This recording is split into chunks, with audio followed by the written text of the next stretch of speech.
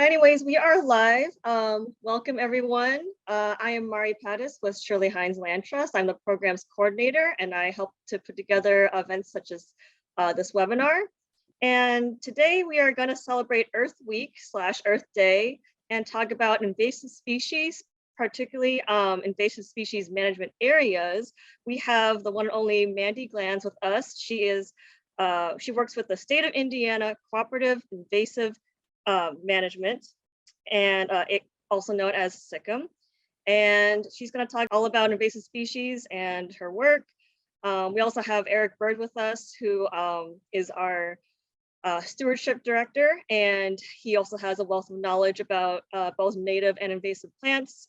This is really relevant to our mission because Shirley Heinze Land Trust protects a lot of land, and a big part of that is restoring the natural habitat to its natural state. So that means a lot of invasive species removal and subsequently native plant plantings. So without further ado, I will hand it to Mandi. And actually, I'll say also, if you're watching on Facebook, go ahead and share this video, give us a thumbs up, and you're more than welcome to ask questions either on the Zoom chat or on the Facebook comments. So make sure this is interactive as much as possible. And with that, Mandi, go ahead. Hi, thanks Mari so much. And thank you guys for having me today. So I'm Mandi Glanz. I'm a regional specialist with SICM, State of Indiana Cooperative Invasives Management. Today, I'm going to be talking with you about cooperative invasive species management areas, or CISMAs, and how CISMAs can be utilized to partner for conservation within our communities. So a quick overview, I'll give you a history about SICM, State of Indiana Cooperative Invasives Management, and then I'll also discuss the Indiana Invasives Initiative, or the III. I'll also go over native and invasive species, and then we'll talk about some identification and management techniques of some commonly found invasive species in Northwest Indiana. And then we'll talk about some cooperative invasive species management areas, and we'll end with questions and discussions. So SICM was recently rebranded. We were the Southern Indiana Cooperative Invasives Management, and we are now State of Indiana Cooperative Invasives Management. So this is super helpful for the northern counties as it shows that we are servicing their areas. SICM was established in 2008, and we are a nonprofit. And one of our goals is to start local cooperative invasive species management areas, or CISMAs. And in 2018, this effort led to the development of the Indiana Invasives Initiative, or the III. So the III is a working partnership between USDA and NRCS, and it is a statewide project. And one of the goals of the III is to create CISMAs across all of Indiana. Here is a map of our regional specialists. We are serving every county in the state of Indiana. I cover the Northwest region, so I have the teal color. And here is one of our Indiana CISMA maps. And later on, I'll talk to you about some of the wonderful Northwest CISMAs, but this is our overall map right now. And this is always changing, so I encourage you to take a look at our website for the most up-to-date CISMA map. The counties colored in the blue color represent counties that are formed and active. That means they have a CISMA with a name, a mission statement, a logo, perhaps they have a social media page, and they are actively working in their community, doing educational events and doing workday events and weed wrangles. The counties that are colored in orange, such as St. Joseph and Marshall counties, are organizing their CISMA. So for instance, St. Joseph and Marshall decided to form a dual county CISMA. They finalized their mission statement last year. They recently finalized their name, and now they're in the process of establishing a logo, and they're also creating a steering committee. So they're in the organizational phase.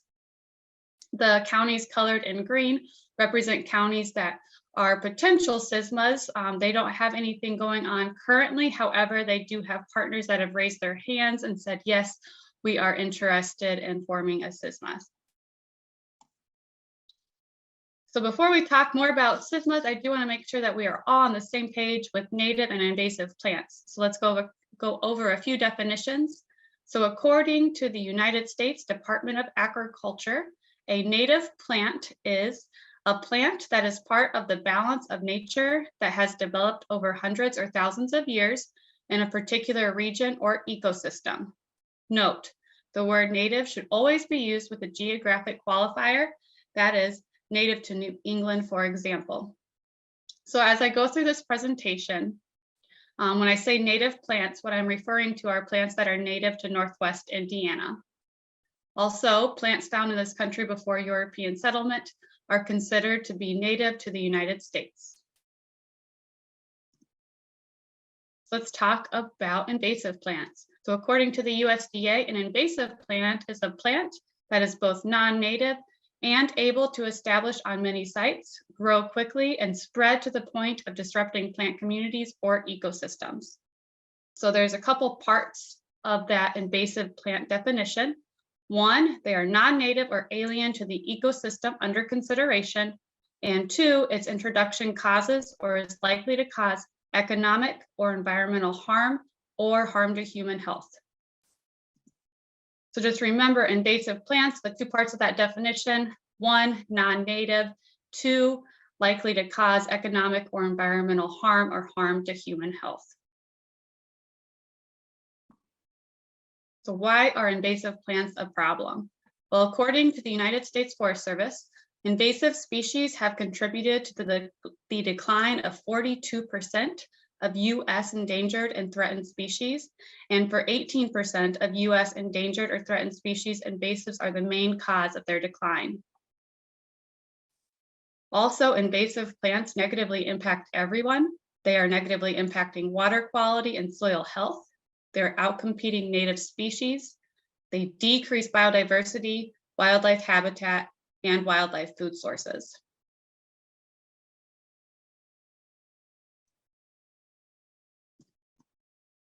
So invasive plants are negatively impacting our pollinators, our birds, our insects, and other wildlife throughout Indiana.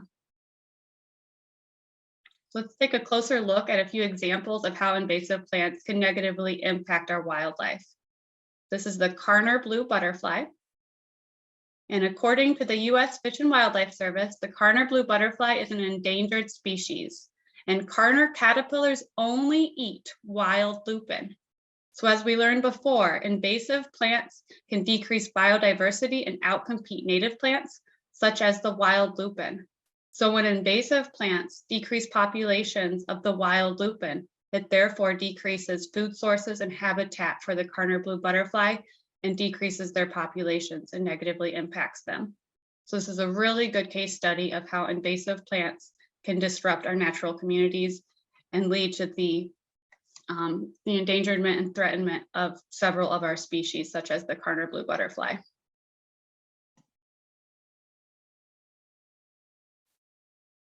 Take another look at an example. Let's talk about some chickadees. I do a lot of landowner surveys throughout the Northwest region. And to begin the landowner survey, I always ask the landowner what their property goals are. And one of the common property goals is to promote their bird habitat. People love the birds, especially the backyard birds. So chickadees are definitely a beloved species throughout this area. And according to the Audubon Society, research shows that the Carolina chickadee requires native plants to provide insects for their diet. So in a single season, a brood of 5 baby birds requires 6,000 to 9,000 caterpillars. That's a lot of caterpillars. That's roughly 400 caterpillars per day. So where do they get those caterpillars? Well, they get them through those native plants. And according to Doug Palamy, a white oak tree can support over 530 species of moth and butterfly caterpillars. So the chickadees really need those native plants to provide caterpillars for their babies. So we take a step back and let's ask ourselves this question. Is there a future for chickadees without caterpillars? Now we're going to talk a little bit about plant identification. And plant identification is one of my favorite things to do. So I really enjoy botany, dendrology, learning how to identify the plants. And if you're just getting into plant identification, I really encourage you to create one of these books. They're super easy to create.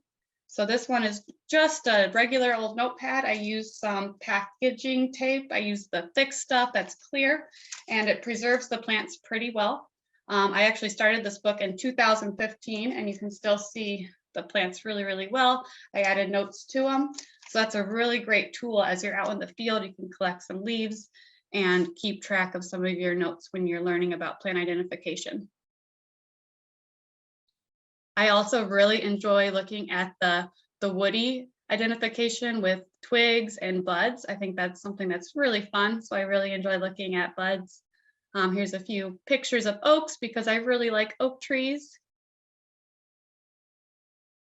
And you can also look at the fruits of species as well to help with identification characteristics. So here's a few different oak trees. And something that I do when looking at invasive plants and native plants and learning how to identify the different types of species out there is I like to think of things that they look like. So this may be a little silly, but whenever I look at these, it's really hard not to imagine the Three Stooges.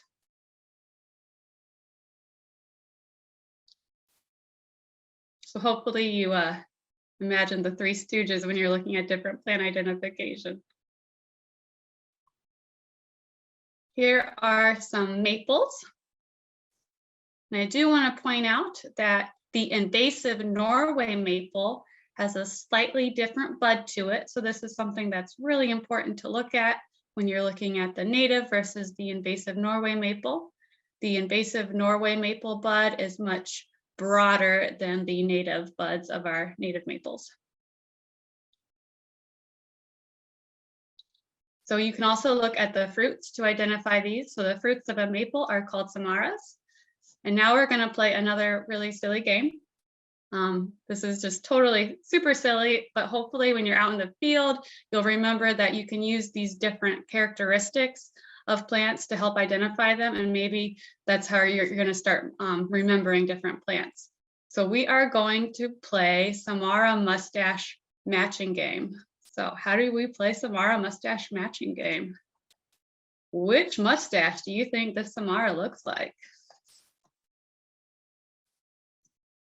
So the sugar maple has a very square Samara, so that's one of the identifying characteristics of this one.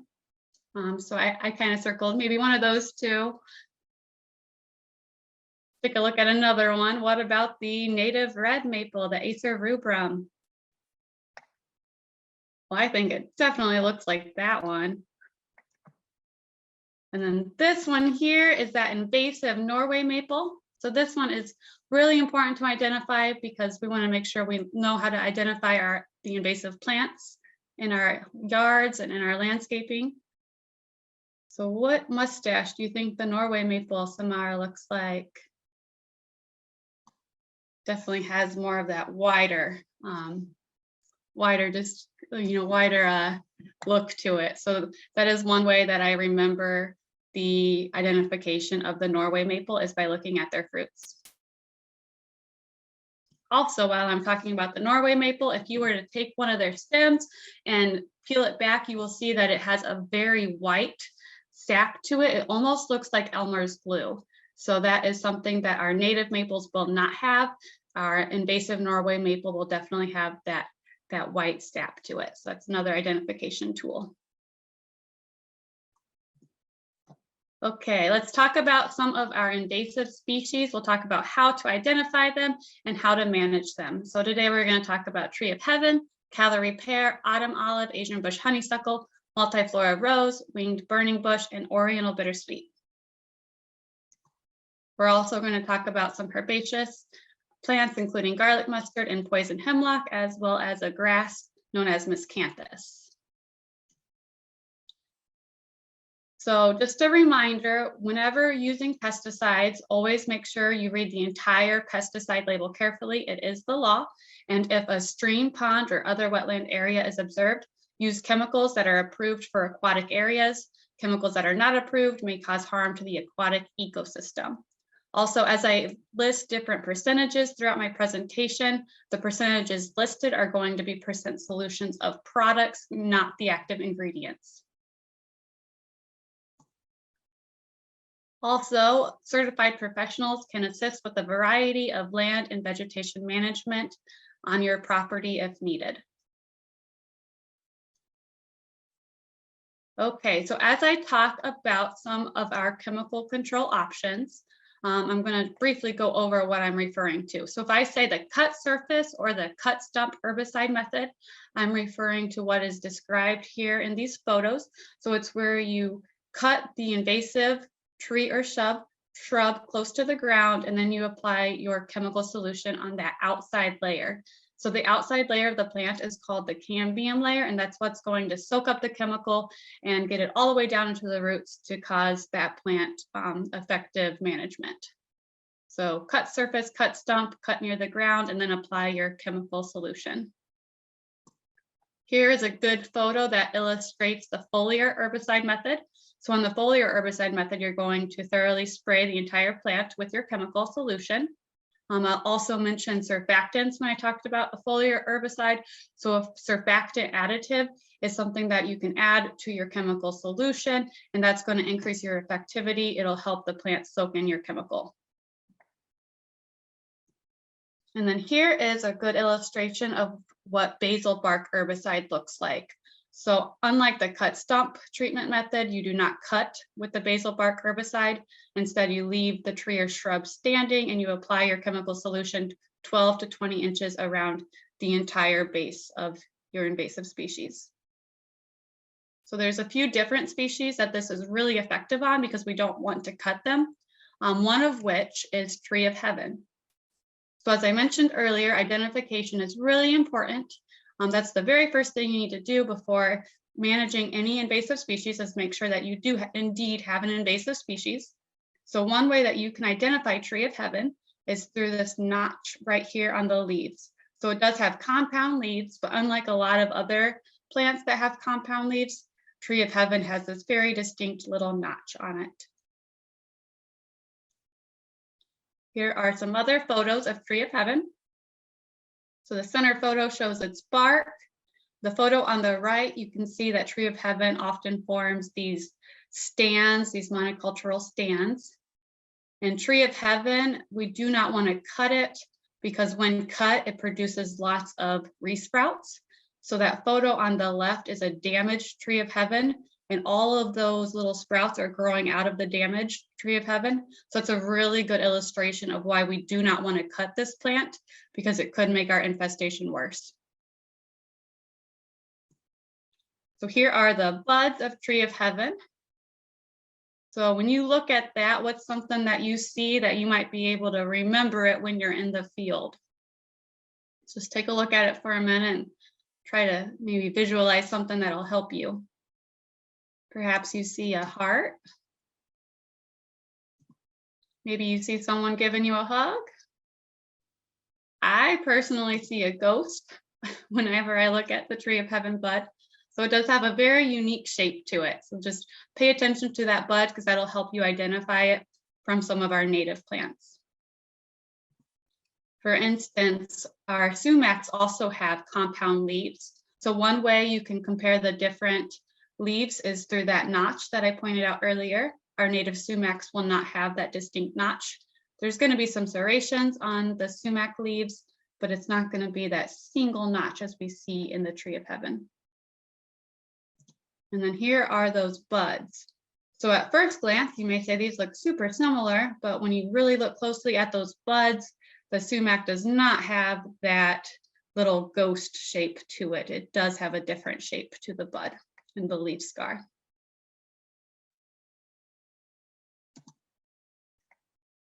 Our walnuts are another native plant that have compound leaves. So again, you will not see that little notch on the walnut leaves. And the buds on our walnuts look very different than the buds of tree of heaven. So once you have identified that, yes, you indeed have tree of heaven, how do you treat it? So this is a picture of our calendar of control. I take this to every landowner survey I do. It's also on our website under the landowner toolkit. So this is a really, really helpful tool. So you find Tree of Heaven. This one is the last species listed on the calendar of control. And then let's say you have a smaller tree and you decide to use the foliar spray method. So you look at that right there and you see that you can use the foliar spray from June through September. Right here. And then it's orange, so you go down to the bottom of your calendar of control. So you can use the foliar spray with a 3% glyphosate product and 0.25% of your non-ionic surfactant. And again, this is a plant that you do not want to cut because it does root sprout prolifically. So on your trees, if you decide to use the basal bark treatment method, you look right here, it has that teal color. You can do that June through anytime really other than April and May. And if you look down here, the basal bark treatment can be used with a 20 to 30% triclopyr product and a 70 to 80% horticulture oil or basil oil.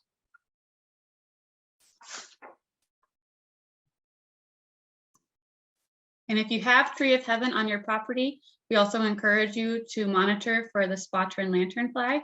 This is an invasive insect, and you can report this if found to Indiana DNR. You can call 866-NO-EXOTIC or email depp@dnr.indiana.gov.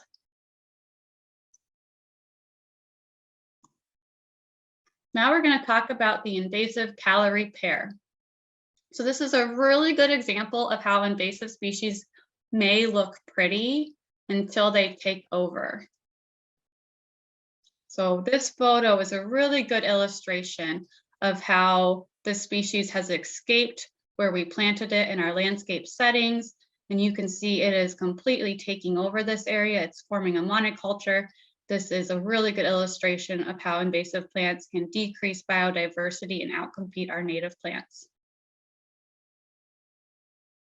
Here are some other photos to help you identify calorie pear. Calorie pear also has white flowers. They are beginning to flower now. And if you were to smell those flowers, I think they're super stinky. Calorie pear trees are also prone to storm damage. So if you have a calorie pear tree, we highly encourage you to remove it and replace it with something native that's going to provide some benefits to your pollinators, your birds, your wildlife. There's lots of beautiful natives out there. There's some really gorgeous native dogwoods. You can replace it with a redbud or a serviceberry. So the dogwoods and the serviceberry, if you really like that white flower, those have some really beautiful white flowers. One of my personal favorites is the redbud. It has this gorgeous heart-shaped leaf with some really pretty purple buds that emerge early spring. And if you have it in your yard or if it's popping up in some of your natural areas, how do you remove it? Well, if they're small enough, you can use the manual method, just hand pulling or digging out small individuals, and you can do that any time of the year. But if they are too large to manually remove, we recommend using the cut surface treatment method. So you would cut near the ground and put that chemical solution of 50% glyphosate, 50% water on your outside layer or the cambium layer. And you can do this any time of the year except early spring. So you want to avoid April and May. And that's because the sap is flowing really heavily. So you don't want to put that chemical on because that sap may push out your chemical and cause ineffectiveness and lead to resprouting.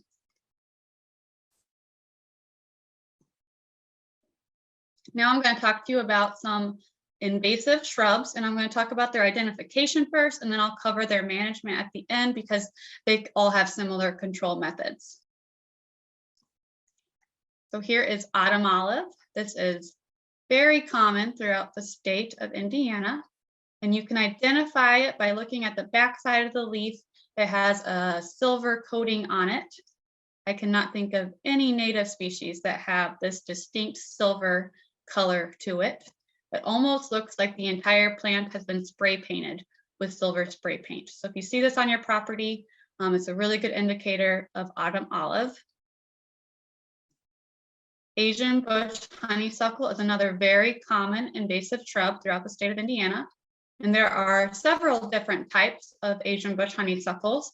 They all can be managed the same way, but just note there may be slightly different leaf shapes, slightly different flower colors and berry colors. So you may have a few varieties of Asian bush honeysuckle on your property. but all of the Asian bush honeysuckles will have this pale tan bark, very stripy looking. Also, they emerge, like many invasive plants, they will emerge and break dormancy before a lot of our natives. As you can see in this photo on the right, it almost looks like a lime green when they start to pop. It stands out. I was doing a bunch of surveys this week and they really stood out. You can see them from a far distance away. Also, they will hold their leaves on longer. So that's just one way of how invasive species will take resources from our native plants, because they emerge sooner and they keep their leaves on longer, so they're taking those resources. Also, all of the Asian bush honeysuckles will have a hollow pith that's going to be brown. So that's a picture of that pith. So if you were to break one of those open, that's what the inside of the Asian bush honeysuckle twig would look like. You want to make sure you're not accidentally removing any of our native lookalikes. There's one native lookalike called native bush honeysuckle, dwarf honeysuckle, that you don't want to accidentally remove. And this one, if you were to break that pith open, it would be a white pith. So that pith is a really good example of how to not misidentify this plant. Native coralberry is another plant that can look very similar to our invasive honeysuckles, especially when they're at that juvenile stage, when they're first beginning to pop. So if you can get the fruits on them, if you think you have coralberry on your property, the fruits are very different than the honeysuckle. They're really beautiful on the coralberry. They almost look like they're fused together and they're a really pretty color. So the fruits is a really good way to identify those two species apart. But that juvenile stage, just remember that could be something you want to look out on if you know you have coralberry on your property. Another plant that you do not want to misidentify is our native dogwoods. So like the honeysuckle, the dogwoods will have an opposite leaf arrangement, meaning the leaves are side by side. However, if you look at the venation on these leaves, it looks very different than the honeysuckle. I almost think the venation on the dogwoods has a very paralleled look to it. So if you look closely, you can see that the leaves do have a different venation on them. Also, the fruits of dogwoods are going to be very different than the fruits of honeysuckle. Now let's talk about multiflora rose, or Rosa multiflora. So this is a highly invasive shrub. It is one of 7 invasive plants on the noxious weed list for Indiana, so treatment is required. And you can identify this plant with the very large based curvatured thorns on it. Also, if you look at the base of the leaf, you will see these fringes. They almost look hairy in a way. You do not want to misidentify this plant for any of our native roses, such as the native pasture rose or Rosa carolina. So I remember that these two are different. If you look at the Carolina rose, that one will not have those fringy hairs. So Rosa carolina, Carolina shaves her legs, there's no hair. So remember, Carolina shaves her legs, it's not going to have that hair on there. Multiflora will have those fringes on it. And if you have a wet area on your property, also make sure you're not treating the native swamp rose or the Rosa palustris on accident. That's another really nice native rose that we do not want to misidentify when managing invasive species. Now let's talk about winged burning bush. So this one is very common in the landscape setting. I see it all the time. This photo on the right is a very typical picture of what I see planted in yards and in landscape areas. And unfortunately, winged burning bush is escaping those landscape settings, and it is starting to spread into our natural areas, such as this woodland. It is invasive, so just remember, anything that I'm talking about that's invasive is 1, non-native, and 2, it is causing harm. So winged burning bush is an invasive. You can identify it. It has a very green twig to it, and then these very distinct little wings. So this is the way you can identify winged burning bush. So if you have it in your yard or in your landscaping, I highly encourage you to replace it. There's a bunch of really awesome native alternatives out there that will provide you with benefits for our birds, our pollinators, our wildlife, and then you don't have to worry about it invading our natural areas as well. So if you have any of these shrubs on your property and you're wanting to know how to manage them, that calendar of control can be really helpful. So if you want to use the foliar spray method, you go over here and you can see that you can use the foliar spray between May and September. So anytime during the growing season, and you can use a 3% glyphosate or a 0.25% of non-ionic surfactant. And I think the cut surface treatment method is really effective when managing for invasive shrubs. So you can do this any time of the year except early spring when that sap is flowing heavily, and you can apply a 50% glyphosate product, 50% water on that cut surface.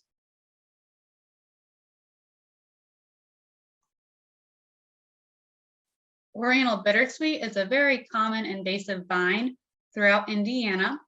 Here are some pictures that show what it looks like. It has a very round looking leaf to it.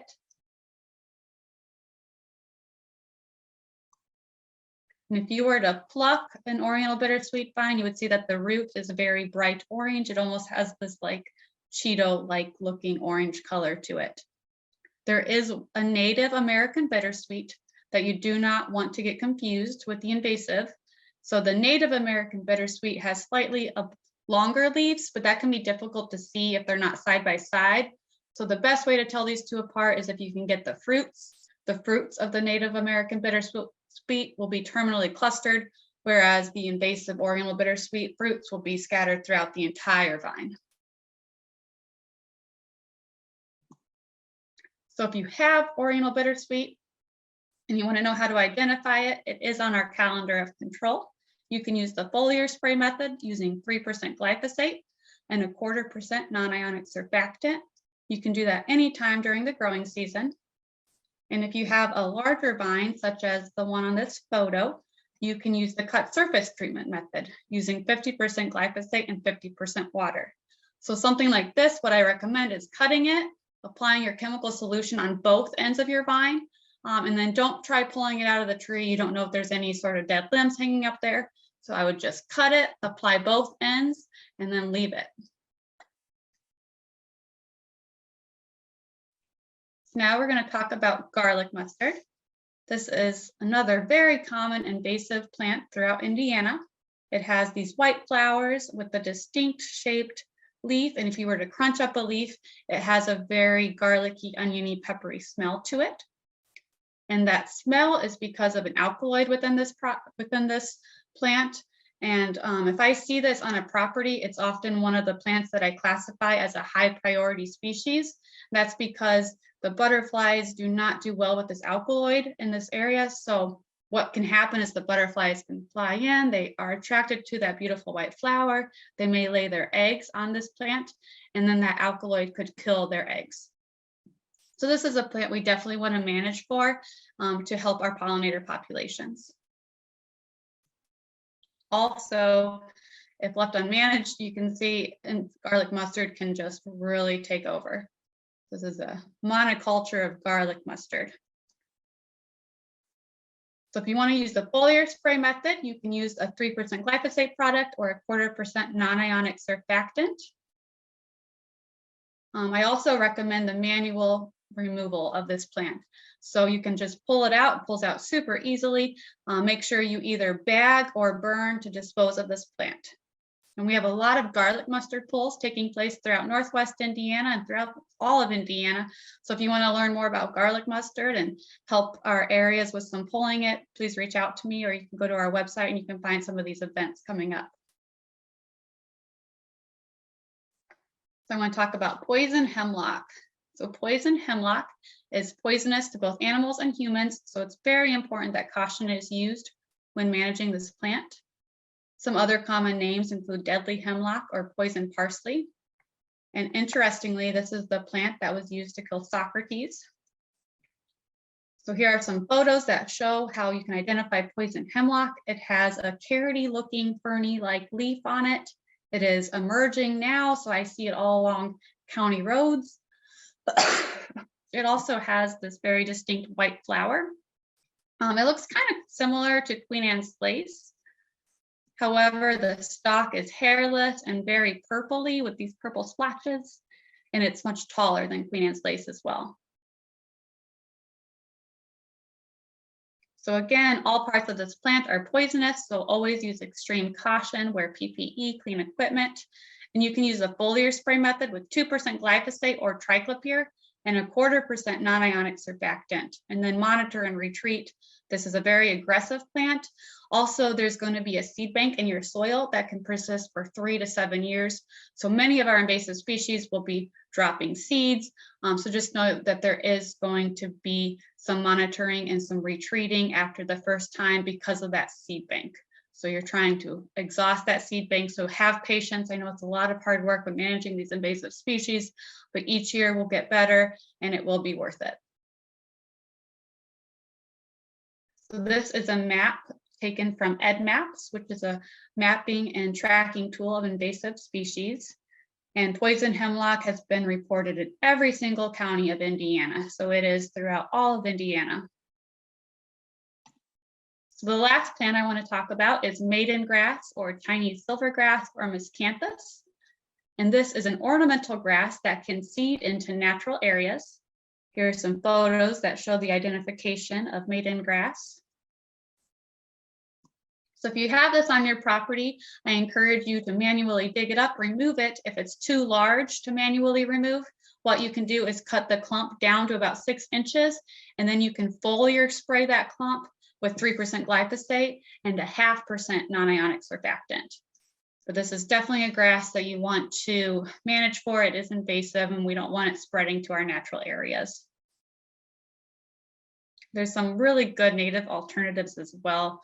If you want something really big, you could do like a big blue stem. If you want something on the medium side, there's little blue stem or a switchgrass. And then if you want something on the smaller side, there is prairie dropseed as well. So now that we've talked about a lot of our invasive plants, I want to end with a little bit of encouragement on these native plants.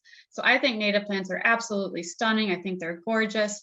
So here are some photos illustrating our native plants. So we have prairie dropseed, 9 bark is in the back, wild indigo, wild columbine, eastern redbud, flowering dogwood, Joe pieweed, ostrich fern, common milkweed, butterfly weed, flowering spurge, wild blue lupin, purple coneflower, black-eyed Susan. So if you're interested in incorporating more native plants into your landscaping, we do have a landscaping with native plants tab on our website. So I encourage you to check that out. Okay, so now that we know that invasive plants are impacting all of our counties, that they're negatively impacting our counties, what can we do about it? Well, cooperative invasive species management areas were formed to collectively combat the problem of invasive species spreading across the landscape. You may have also heard them called CWMAs or cooperative weed management areas or coalitions or councils or partnerships. So CSMAs are grassroots organizations that utilize partnerships to work on a local level within their communities. CSMAs raise awareness about invasive species, and they provide education and outreach. Here is some of the resources from our landowner toolkit. A lot of our CSMAs will take these resources or they'll develop some other resources and they will distribute them to their community members, either at like fairgrounds or different types of events to get some invasive species management as well as some native plant resources to their community. CSMAs can help secure funding for invasive plant projects, and they can also provide an early detection and rapid response network for invasives that may be coming into our counties. So that's another really cool thing about CSMAs. If you haven't checked out EdMaps yet, I highly encourage you to do so. It is a really cool tool that you can map and track different invasive plants. A lot of CSMAs participate in weed wrangle events. So a weed wrangle event is an event that's public. It takes place on public property.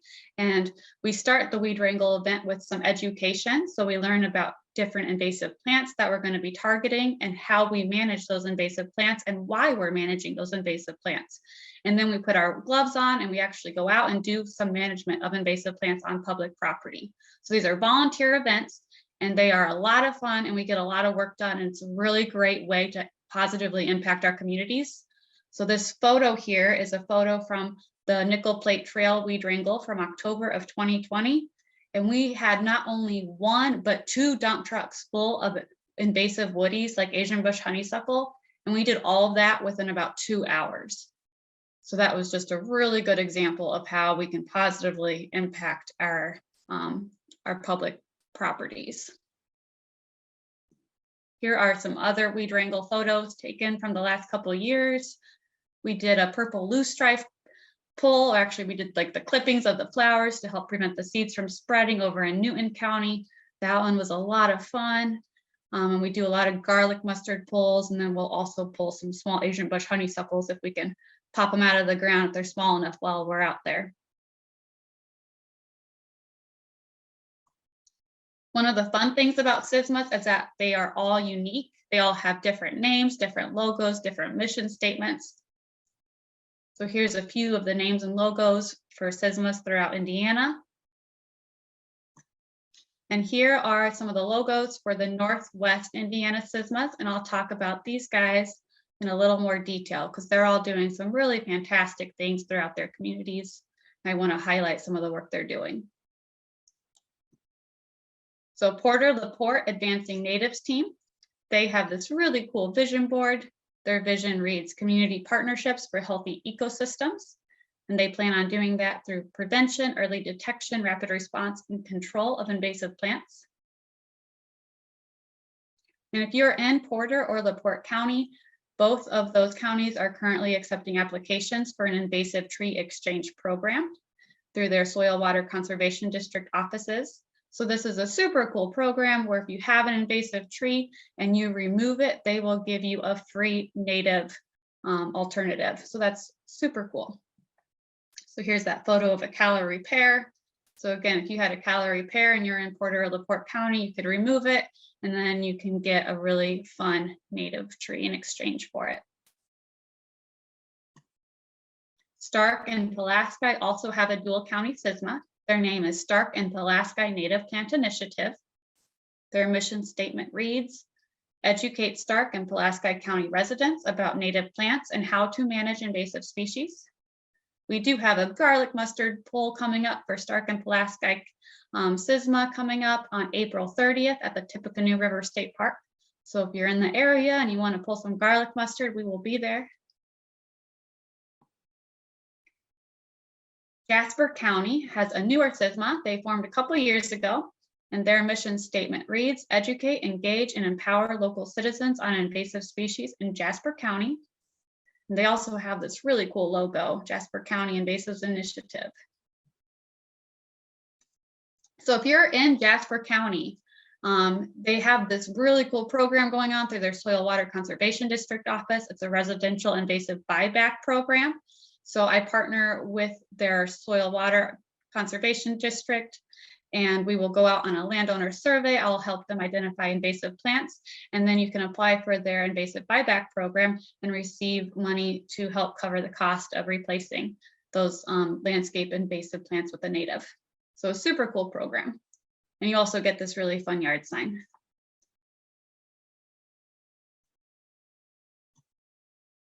Newton County recently formed a SSMA, and they are doing amazing things.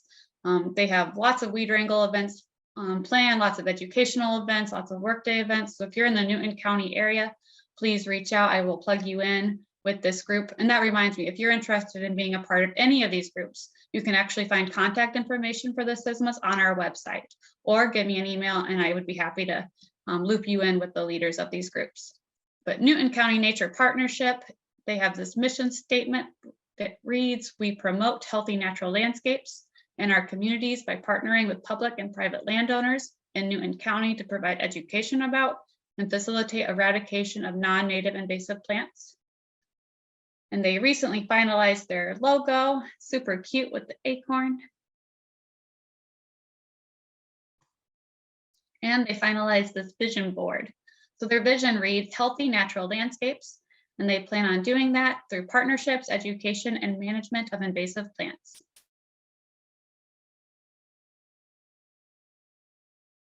So St. Joseph and Marshall counties are also forming a dual county SSMA.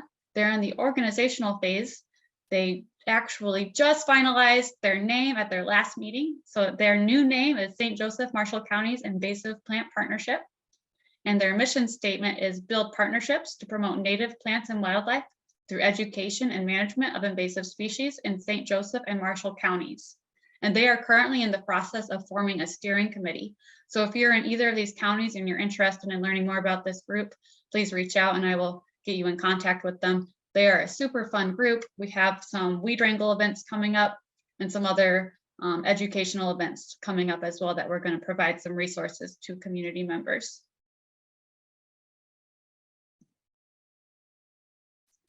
Another way to learn more about SSMAs is by attending our 2022 Indiana SSMA Conference.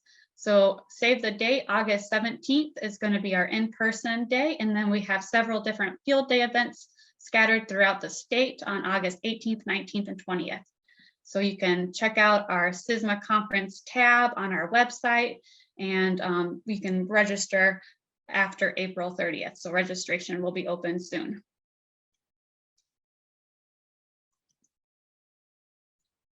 So I took this snip from the 2021 SICM annual report, and I just wanted to highlight some of the really awesome numbers. So these are some progresses of the Indiana Invasives Initiative since launching in 2018. So there have been approximately 655 outreach events. We are currently working in 71 counties. There's been 15 trainings. And at the end of 2021, there were 32 established SSMAs in 36 counties. And again, that map is always updating, so I encourage you to check out our website for the most up-to-date SSMA map. And then what I want to talk about now is those top right statistics. There have been approximately 800 property assessments throughout the state of Indiana, encompassing approximately 22,000 acres. So 22,000 acres have received invasive species management plans, which is just incredible to think about. So what is an invasive species management plan, and what are property assessments? So in addition to working with the SSMA groups, another part of my job is doing free landowner surveys. So through the Indiana Invasives Initiative, these surveys are free for the entire state of Indiana. And it doesn't matter if you have a large wooded lot or if you have a small lot in town, we will take a look at your plants and we will tell you what is invasive and how to manage them. And we'll create a tailored invasive species management plan specific to your property. So this is something that you're interested in. If you want to improve pollinator habitat, wildlife habitat, please give us a call. We'd love to listen to your property goals and walk the property with you. And I've actually been out doing some surveys the last month. So this one was from last week. That photo here is of poison hemlock on the center. So you can see that it is starting to emerge, and that's what it looks like. And there was a photo of the Asian bush honeysuckle as well. Had that lime green coloration as it begins to leaf out. Here are some more photos from some recent landowner surveys. So again, whether you have a lot of woods or you just want us to look at your landscaping, please give us a call. We can definitely look at different types of invasive species. So kudos to all of the landowners. You guys are doing amazing work throughout the state of Indiana. You're managing invasive plants. I know it takes a lot of hard work, a lot of sweat, a lot of patience. You guys are just doing a fantastic job. So keep it up. It is definitely positively impacting our communities. So as I end my presentation, I'm going to read a couple quotes, and I really encourage you to let these words soak in. So this is a quote from Doug Tallamy, Bringing Nature Home, How Native Plants Sustain Wildlife in Our Gardens. We have allowed alien plants to replace natives all over the country.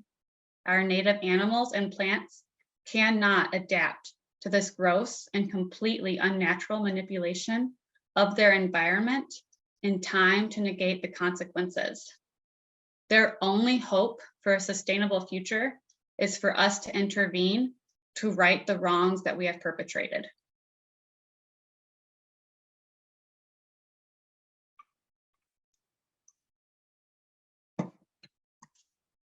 Here is a quote by Sigurd F. Olson from Reflections from the North Country. Without love of the land, conservation lacks meaning or purpose. For only in a deep and inherent feeling for the land can there be dedication in preserving it. So as we work with our SISMAs and as we manage invasive plants on our properties, I want you to ask yourself why? Why are we doing this? For me, my why is my 2-year-old son. I manage invasive plants because I want to conserve land for future generations.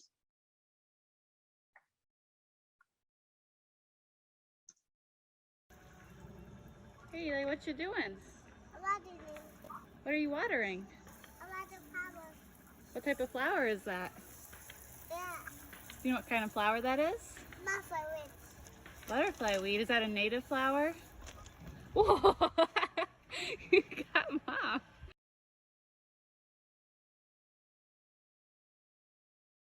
So thank you so much for your time. If you have any questions, do not hesitate to give me a call or send me an email at mandy@sicm.info. Wow. I learned so much. Thank you so much, Mandy. I love the especially the visual aids that you gave, like here's how to remember this plant and all the little images you had. So that really helps me out. And I love why you do this and all the work that you've been doing. So thank you for what you do. For anyone on Zoom and Facebook, go ahead and put your questions in the chat, or if you want to ask a question in person, go ahead and raise your hand. I will also, someone was asking, I just want to confirm if it's okay to, when they're pulling garlic mustard, is it best to remove it, or they said if they're able to leave it by some gravel where they might not pop up as much? If possible, I would either burn it or bag it and dispose of it in the landfill. So that plant is really difficult to, it does like to resprout. It will find a way to resprout. So something like an Asian bush honeysuckle bush, that one you can leave it in the gravel or let the roots dry out, hang it up on a log, or, just like let it dry out. But the garlic mustard, we do encourage you to bag it and dispose of it if feasible. Yeah, and I saw that in the chat. So she was saying, like sometimes I'm just walking my dog and I'm not bagging stuff. So we all do that sometimes too, if you can get it real early before it's flowering. The problem is when we pull them and they're already flowering or going to seed, it can still live for a long time. It's really resilient, and it'll like signal to it, I should throw out seed because I'm dying. So it tries to do that. And each garlic mustard, and purple loosestrife is like that too, can put out literally like millions of seeds from one plant. And because they're, annuals, biannuals, that's how they're really distributing. It's not really like from the roots and stuff. So the seeds are spreading. So we all kind of do that. Like we're walking, we don't have a bag, we see a garlic mustard, I'll pull it. Somebody else said, I hang it from a tree. I do that too, or try and put it in the sunshine where it'll really fry. Try not to put them on like trails and roads in a place where people walk on them, because then they'll just walk and carry the seeds on their shoes as well and just distribute it more. Some people even now are saying like, don't pull them, if it's just one or two. If you're gonna do that, then maybe even just clip it off the flower head, because if it can't seed, that's good too, because you don't want to disturb the soil is sort of the theory now. But I would still really suggest at least cutting them down. And the key is to prevent it from seeding. That's what we're trying to do with garlic mustard.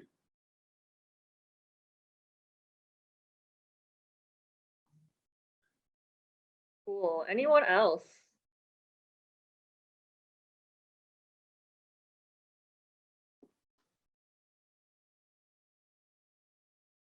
I think that it's really cool that you go and do those landowner surveys. That's something we try to help and assist with neighbors and stuff, but we just don't have the capacity to do that all the time. And I think that can really help people just to see that, have a plan, know what's wrong with things. That's one of my favorite parts, and we do lots of partnerships. So whenever our soil water office or NRCS can come with us, we just invite anybody who's willing to come to the property site visit as well to provide the landowner with as many resources as feasible.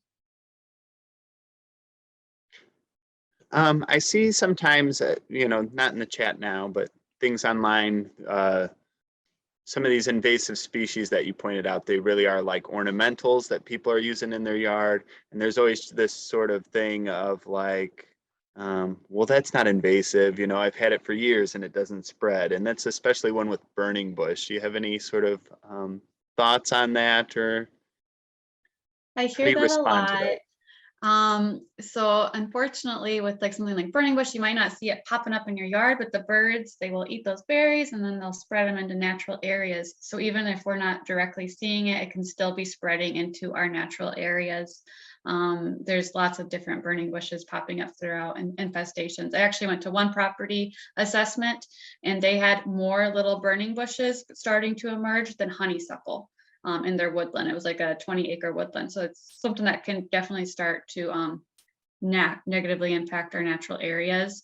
And like our brochure says, invasives may look pretty, but they are taking over. They're invasive for a reason. So it may be one of your favorite plants, but if it's invasive and it's causing that ecological harm, you really have to take a step back and ask yourself, is it worth the prettiness, or should I, replace it with something native that's going to provide an ecological benefit? And I also try to tell people like, just because it's not in your neighborhood everywhere or something, like we manage natural areas and we do see those things. Like I could go to 10 different properties and see 10 different invasive species, but it might be rare for me to see one that's like covered in barberry, say, or burning bush. And there's different reasons. Maybe it's the soil type, or maybe it's more wet or more shaded or more sunny, but I guarantee we've all seen fields covered in burning bush and barberry. Those are two that people are always telling me that's not invasive. Norway maple, I get a lot of people saying that one's not a problem. That's a long-lived invasive. So even though it may not sprout as prolifically as Callery pear, it is long-lived, so it will continue to spread over at the course of its lifetime. Also, someone in the chat is asking, what would you use in succession to reed canary grass? So reed canary grass is on our handy calendar of control. So if you go to our landowner toolkit, I can put that in the chat here in a minute. So this one is a really tricky one. So we recommend treating it in the spring before flowering with 1% imazapyr, 0.5% glyphosate, and 0.25% non-ionic surfactant.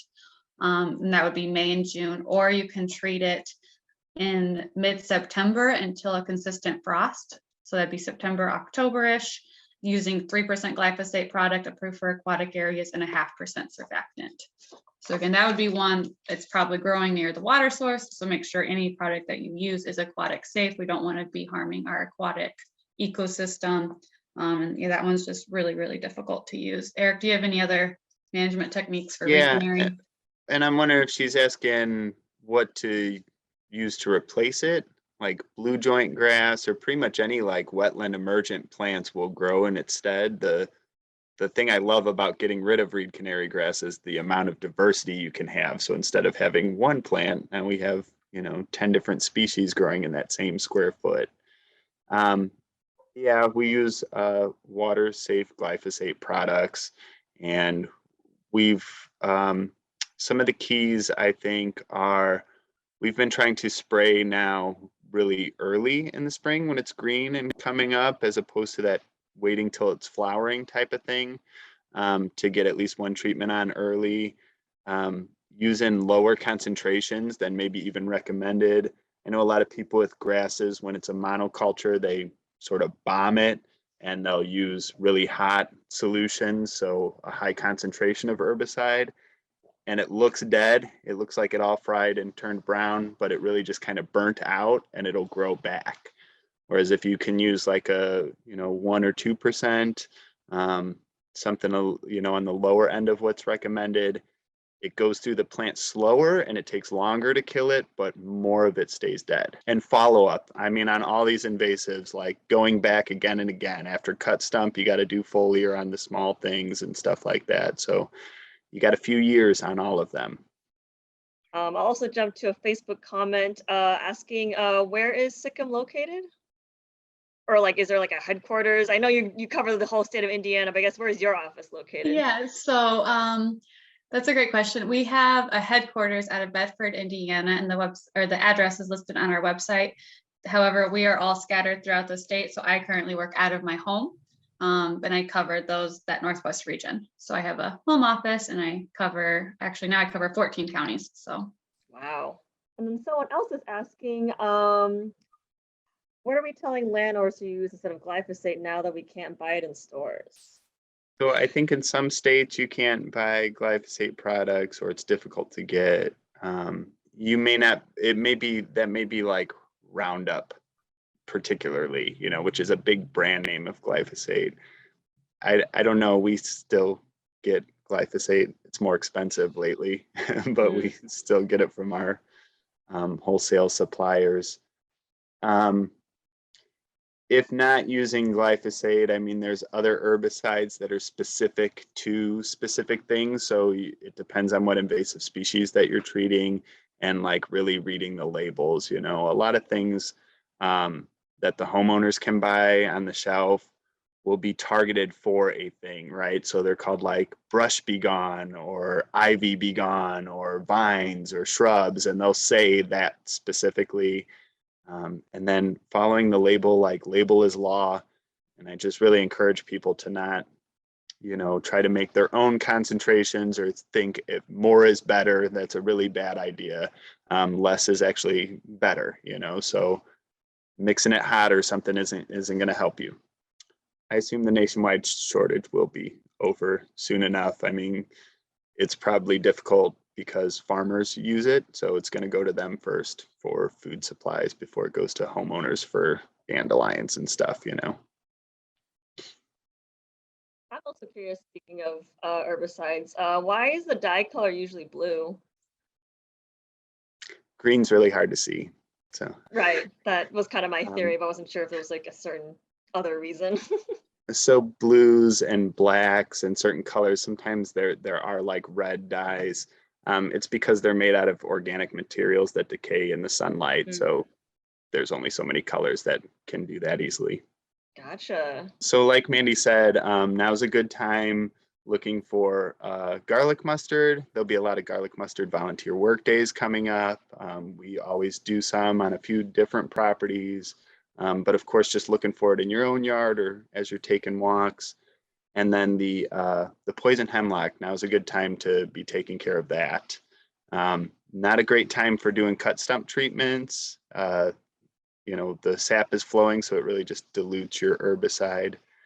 In our area, we do have a lot of sand up here in the northern part of the county.